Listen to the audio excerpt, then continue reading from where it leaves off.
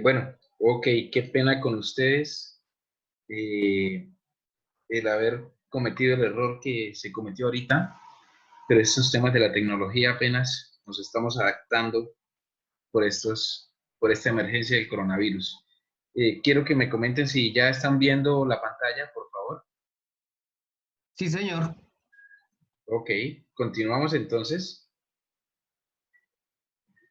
Ya vimos lo que era la otra estrategia, que es la de la ventilación personalizada y es llevar aire fresco a los puntos que definitivamente sean necesarios para elevar la eficacia y la efectividad de esta, aunque es una estrategia costosa y hay que ver qué beneficio tiene con respecto al costo.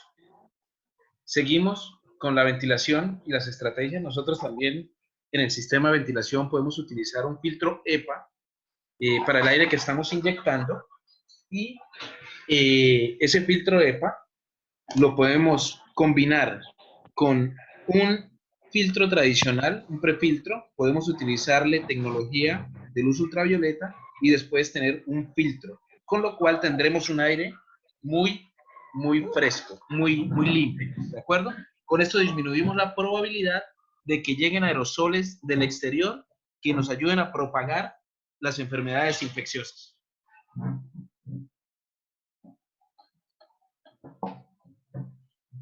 Otra estrategia que hace mucho énfasis este documento es la luz ultravioleta y lo maneja con dos estrategias. Una es la utilización en ductos o en la unidad manejadora y la otra es en el salón como tal, bien sea en la parte alta del salón o bien sea en la parte interna del salón. Ustedes lo ven acá, tenemos una luz ultravioleta en el serpentín y también la podemos utilizar en los ductos. Cuando lo tenemos, esta es la utilización en el upper room. Ahorita lo vamos a ver. Esto disminuye la probabilidad de aerosoles que propagan las enfermedades infecciosas eh, porque inactivan algunos microorganismos. Ahorita vamos a ver a qué se refiere todo esto porque hay un alto contenido en este documento. En la zona inocupada, o sea, en los ductos y en las sumas, esta aplicación de la irradiación germicida ultravioleta puede ser comparada con la filtración en el sistema de ventilación, entendiendo que esta inactiva los organismos potencialmente infecciosos sin caída de presión estática para el ventilador y la filtración lo que hace es que lo detiene. Las dos son estrategias pasivas, ¿de acuerdo? O son tecnologías pasivas porque solo o inactivan o detienen lo que pasa por el elemento. Hay estudios que demuestran que estas luces ultravioletas en los ductos y en la parte alta del salón inactivan algunos organismos que transfieren estas infecciones y pueden ser implementados de forma segura, porque el problema de la luz ultravioleta es que tiene ciertos riesgos para las personas. ¿De acuerdo? Esto lo están diciendo los estudios desde el 62 hasta el 2007 y lo dice el CDC, que es el Centro de Prevención y Control de Enfermedades de Estados Unidos y otras personas. En la parte alta del salón, en el upper room, es recomendable donde tenemos accesos de públicos, donde hay alto tráfico, en las cafeterías, en las salas de espera, porque para que tengamos claro, el ingreso de una infección en esta, en estas instituciones de salud viene a hacer su ingreso por las salas de urgencias, por los accesos principales y por las salas de espera. Ahí es donde entran las personas que vienen infectadas y se empieza a propagar.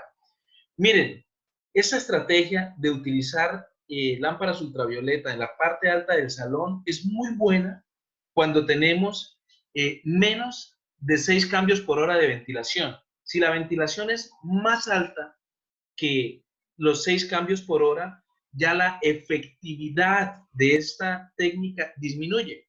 Y puede ser porque por dilución ya los microorganismos se van y no están el tiempo suficiente para que los puedan inactivar. Nosotros también podemos tener estas luces ultravioletas, nos las da como una estrategia este documento in-room, dentro del salón.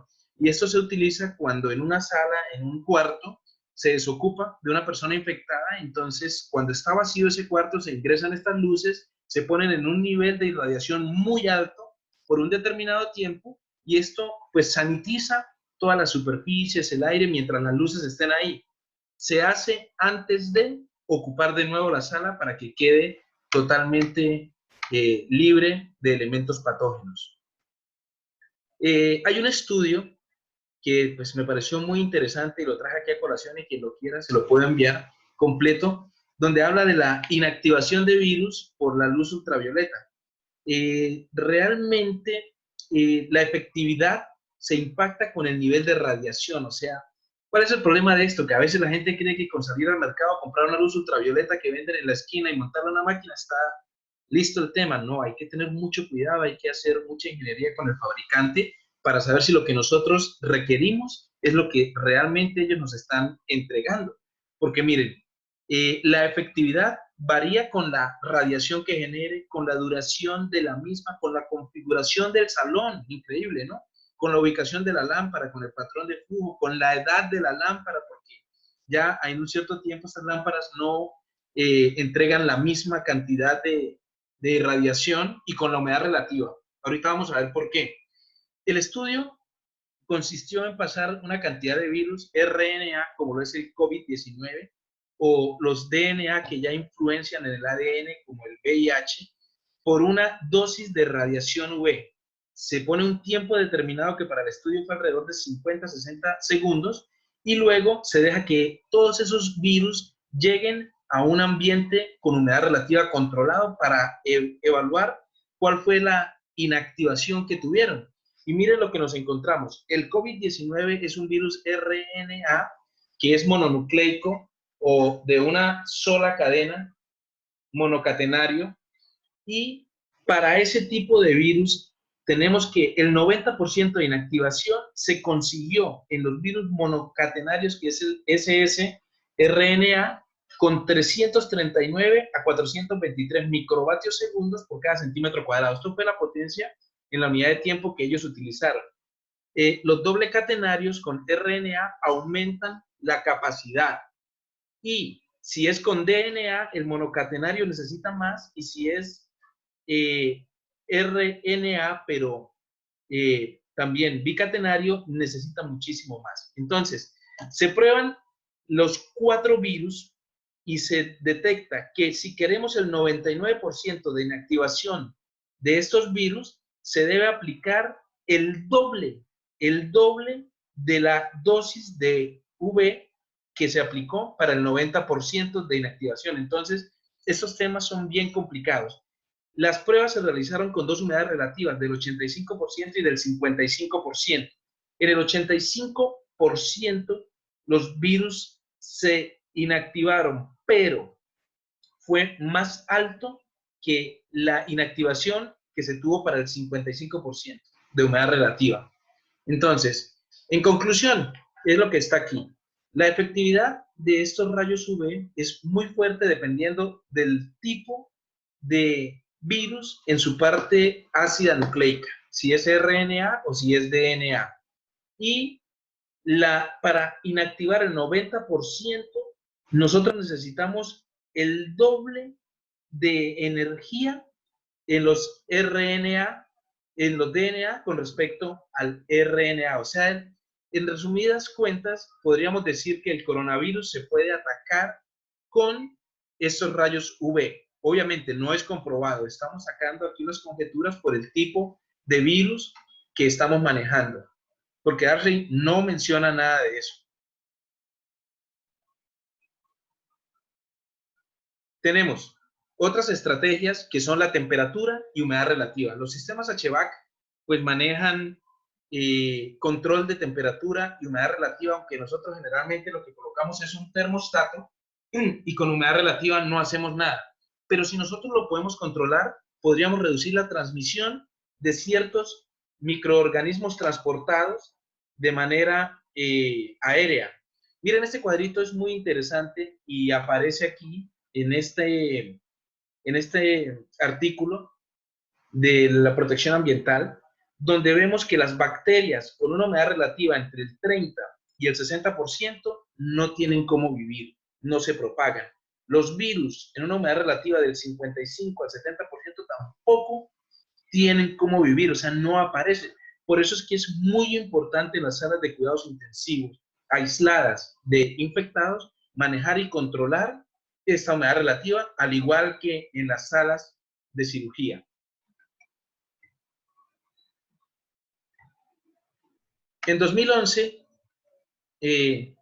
Memassardet tomó 120 estudios de diferentes fuentes, ¿cierto? Y él se puso a investigar y analizar cómo influenciaban la temperatura y la humedad relativa en la transmisión de virus. Esto es lo importante. Virus infecciosos, y concluyó que hay 3 mecanismos que no explican, podrían explicar la potencial influencia de la humedad relativa en la transmisión de estas enfermedades por virus. El primer posible mecanismo es la evaporación lenta. Resulta que si nosotros tenemos una humedad relativa muy alta, la evaporación de las gotas grandes, pues no se da, o es muy lenta. Por eso no aparecen las gotículas, que es la que transportan fácilmente las corrientes de aire. El segundo posible mecanismo es que nosotros, cuando respiramos, nuestras mucosas nasales se secan, y si la humedad relativa es alta, esa sequedad no se presenta. Entonces, la humedad relativa actúa sobre la persona susceptible, sobre el individuo, y no permite que esas mucosas se sequen. Por eso, las infecciones virales no se presentan tan a menudo. Y el tercer posible mecanismo es que la humedad relativa actúe directamente sobre el virus. Esto lo que hace es afectar su virulencia. Y la virulencia es la capacidad patógena que tiene ese virus. Nota, mire, este señor que hizo este estudio en 2011 concluye que no hay pruebas suficientes donde se asegure que en un ambiente que es cerrado y tengamos un control fino de humedad relativa y de temperatura, se reduzca la supervivencia de los virus comparado con un sitio que no tenga el control de temperatura y humedad. Solo son sugerencias que se hacen en base a esos estudios. Hay otras investigaciones que menciona el documento, que en el 76 Schaffer reveló que la transmisión viral a menos del 40% de humedad relativa y más del 80% de humedad relativa es mucho más alta que la transmisión viral que se da cuando la humedad relativa está en promedio a 50%. En 2007, el señor Lowen encontró algo que Chapman y Kohn en 2009 reafirmaron, y es que una baja temperatura y una humedad relativa también baja son elementos muy fuertes para incrementar la transmisión de enfermedades infecciosas, porque como la humedad relativa es tan baja, las gotas grandes de agua que tienen los agentes patógenos rápidamente se evaporan, se vuelven droplet nucleates y se aerotransportan muy fácilmente. Por eso se aumenta mucho la transmisión. Y Noti en 2013 encontró que, por ejemplo, la influenza, si la tenemos en una humedad relativa del 23%, tiene una efectividad o una infectividad del 71 al 77%, infecta casi a cualquier susceptible. Pero si la bajamos, la aumentamos a un 43% de humedad relativa, se inactiva el virus y su infectividad queda entre el 16 y el 22%. Todo esto ocurre después de 60 minutos de que la persona tose. Entonces, cuando utilizamos alta humedad relativa, hay que tener en cuenta algo. Si nuestra estrategia es subir la humedad relativa en el ambiente, ya la parte de luces ultravioletas, esa estrategia pierde mucha efectividad, porque como las gotas son tan gruesas, entonces esa humedad actúa como si fuera un escudo y no permite que la luz ultravioleta impacte directamente al microorganismo. De todas formas, este PD, que es el Position Document, no entrega ninguna condición de temperatura y humedad relativa. Ahora, hay unas estrategias que no son HVAC que menciona el documento y dice que es concientizar al personal del edificio y convencerlo. Mire, cuando usted esté enfermo, esté en la casa, no se venga para la empresa, no venga al edificio, que viene y nos disemina su enfermedad. Las empresas y los administradores de edificios deben tener una como política de identificación rápida de enfermos, para que la gente no vaya y que a veces nosotros vamos a trabajar y tenemos gripa, resfriado, influenza, y no, pero yo trabajo así, no importa. No, tenemos que identificarlos rápidos, utilizar la higiene respiratoria y mandarlos. Y la tercera estrategia, que es no HVAC, es la vacunación contra todas estas enfermedades. Ahora, este documento habla de una planificación de emergencia. Miren, en el mundo han habido 4 pandemias muy grandes en el siglo XX y esas pandemias fueron en el año 18, 57, 68 y 09. En el 77 una pandemia de niños y en el 76 una epidemia abortiva de influenza porcina. En el 2009 tuvimos la H1N1, pero nada fue comparado con la gripe española en el 18 que mató a 50 millones de personas. Si ocurre esta pandemia, nosotros tenemos que trabajar muy rápidamente. ¿Qué deben hacer los ingenieros? Debemos impactar el diseño, la operación y el mantenimiento de los sistemas HVAC en caso de pandemia, porque nosotros debemos, pues, de pronto aumentar la ventilación para mejorar la dilución, aumentar la humedad relativa o en últimas instalar rápidamente los rayos UV en la parte alta de las salas. Eso es una de las estrategias que se deben hacer rápidamente como plan de choque, siempre que nosotros tengamos en cuenta que no podemos enviar aire contaminado a zonas menos contaminadas o generar un disconfort muy alto. De pronto otra situación es restringir la ventilación, hay que cerrar la toma de aire fresco y hay que crear unos diferenciales de presiones como una estrategia apropiada, pero siempre debemos ir acompañado del especialista en control de enfermedades que conoce cuál es la naturaleza y cuál es la fuerza del elemento que nos quiere impactar. En la planificación de emergencias, nosotros a nivel del edificio, ¿qué tenemos que hacer? Tenemos que identificar dónde somos vulnerables en el sistema, si es en la entrada de aire fresco, si es en los vientos predominantes que tenemos o si no tenemos ningún blindaje. Hay que mirar cuáles son las zonas seguras del edificio y tenemos que buscar cuáles serían los refugios dentro del hospital para que sean zonas seguras. En últimas, también tenemos que buscar cómo podemos identificar una zona de aislamiento con presión negativa, como las carpas que están planteándose en todo el país en estos momentos.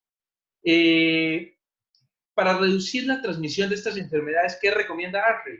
Recomienda hacer una dilución por ventilación, que manejemos los regímenes de flujo dentro de los salones, que tengamos presiones diferenciales en las salas de aislamiento, que tengamos la ventilación personalizada, la captura en la fuente por ventilación, que utilicemos filtración o que utilicemos rayos UV. También ARREI recomienda diseñar mínimo bajo el estándar 55, que es el de confort térmico, el 62, que es de calidad de aire interior en instituciones comerciales, 170, que es la ventilación para salas o para instituciones de salud, y el FGI, que también es para eso. Debemos hacer los protocolos de arranque, de startup, de operación y mantenimiento, muy ajustados a la parte de lo que mandan los fabricantes y las normas. Se debe dar prioridad a mejorar los sistemas HVAC con una filtración suplementaria, con rayos UV, con estas lámparas UV y con más ventilación. Y tenemos un punto que a la gente casi no le gusta. ¿Qué recomienda ARREI para evitar todas estas emergencias o para estar preparados en emergencias? Pues que los nuevos hospitales y clínicas sean provistos de forma anticipada desde el diseño para responder a una pandemia. ¿Esto cómo se hace? Pues haciendo unos sistemas HVAC que fácilmente nosotros podamos aumentar su filtración, que podamos aumentar su ventilación hasta un 100% de aire exterior, que se pueda humidificar, que los cielorrasos estén a 240 para que podamos instalar las luces ultravioletas altas. Todo esto en caso de que se presente una emergencia, se pueden hacer cambios muy rápidos y siempre están enfocados, como les digo, a las zonas de identificación de ingreso de infecciones a los hospitales, que son las urgencias, salas de espera, recepción. Eso es lo que dice la ARREI y lo que recomienda en este documento. Las estrategias de control de infección deben ser un paquete de múltiples intervenciones y no solo, por ejemplo, apliquemos más ventilación o no, pongamos una luz ultravioleta. No, hay que tener las estrategias que, por ejemplo, el gobierno nacional y el mundo está teniendo para evitar los contactos directos, que eso lo suplementemos con la parte de climatización, cómo vamos a filtrar, cómo vamos a manejar las presiones negativas, vamos a poner luz ultravioleta, qué es lo que vamos a hacer. Y siempre esto debe ser con un grupo multidisciplinario, porque todas las especialidades del hospital deben entrar en estos temas de emergencia. ASHRAE también recomienda que hay que hacer estudios para cuantificar cuáles son las ratas de agentes retenidos o inactivados por la filtración o por los rayos UV con microorganismos individuales y deberían validarse en campo. Eso es lo que ellos recomiendan, hacer estudios y validarlos. También recomiendan, para finalizar esta tabla, que si nosotros queremos, por ejemplo, la dilución, ¿dónde la podemos utilizar? En todo. ¿Qué es todo? En instituciones de salud, en cárceles, en colegios, en todo. ¿De acuerdo? ¿Cuál es la prioridad de la aplicación? Altísima. La dilución es la mejor metodología que dice ASHRAE que hay para combatir las pandemias. La temperatura y humedad, bueno, en todas excepto el 7 y el 11.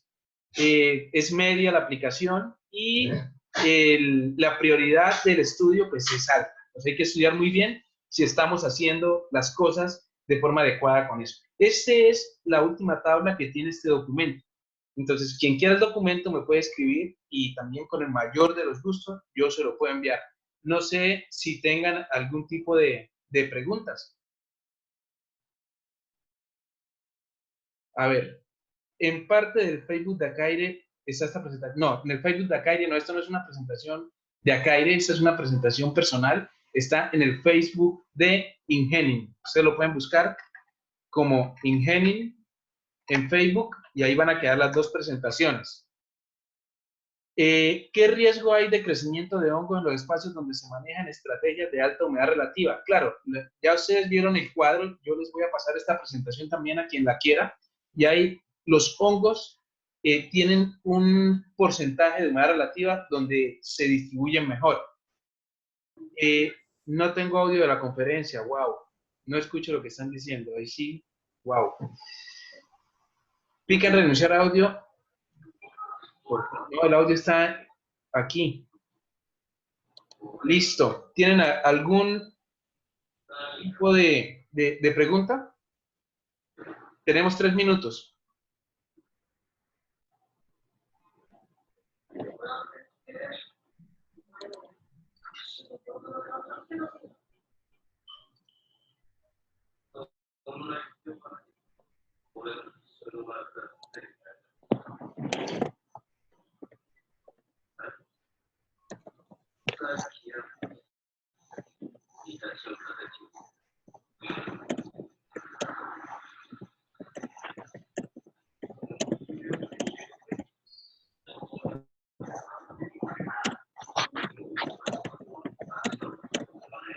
Bueno, si no hay preguntas, ya saben que en Facebook y en el canal de YouTube quedan los 2 videos para que los puedan analizar con más calma. Y si tienen alguna inquietud o necesitan algún documento de los que aquí se mencionan, también se los podemos entregar.